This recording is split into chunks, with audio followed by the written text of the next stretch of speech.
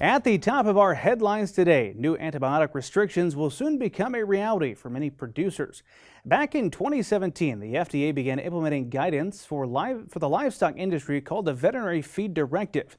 This directive focused on veterinary oversight of certain antibiotics delivered to livestock through feed or through water.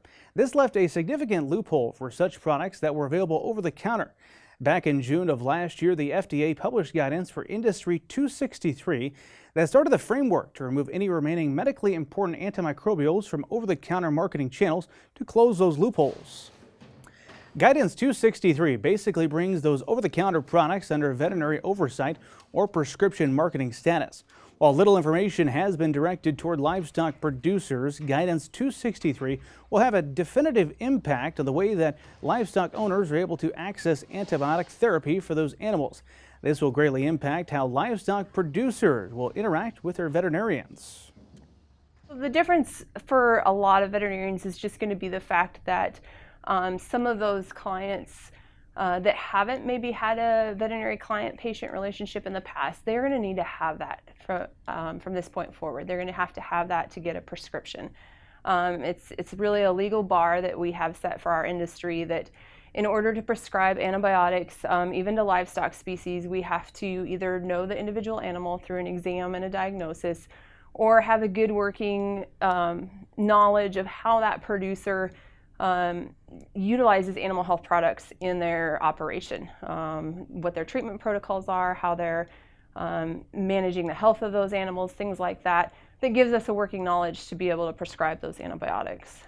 So the important part is that VCPR, and what that really means is that you know your veterinarian knows you and your animals and your protocols, and that you have a good chain of communication with that individual. And it may be an individual veterinarian, it may be a practice group. So just having that in place, if you don't have that, and these are products that you want to be able to use after June of next year, that's something you should start working towards getting that in place now.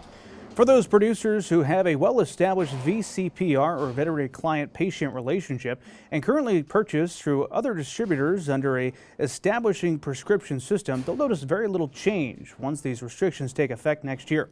However, producers who do not consult regularly with the vet will want to establish a broader rapport with their veterinarians prior to purchasing these products as they begin to dissipate from the over-the-counter access.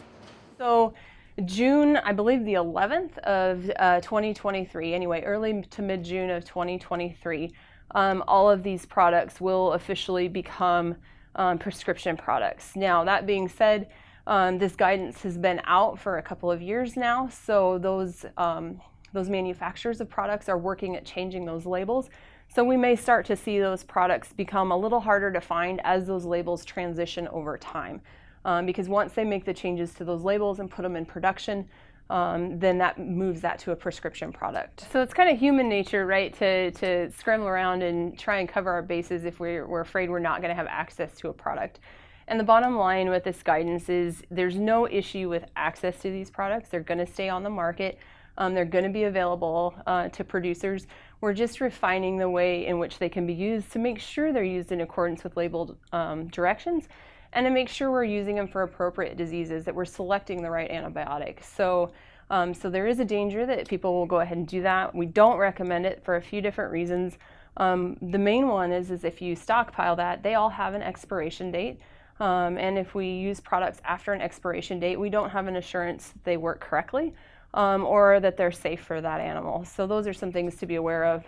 The other thing is once we have expired product, then we have to worry about disposal. So it's best to just avoid those problems, communicate with your veterinarian, get the products that you need when you need them instead of stocking those up and having them on hand.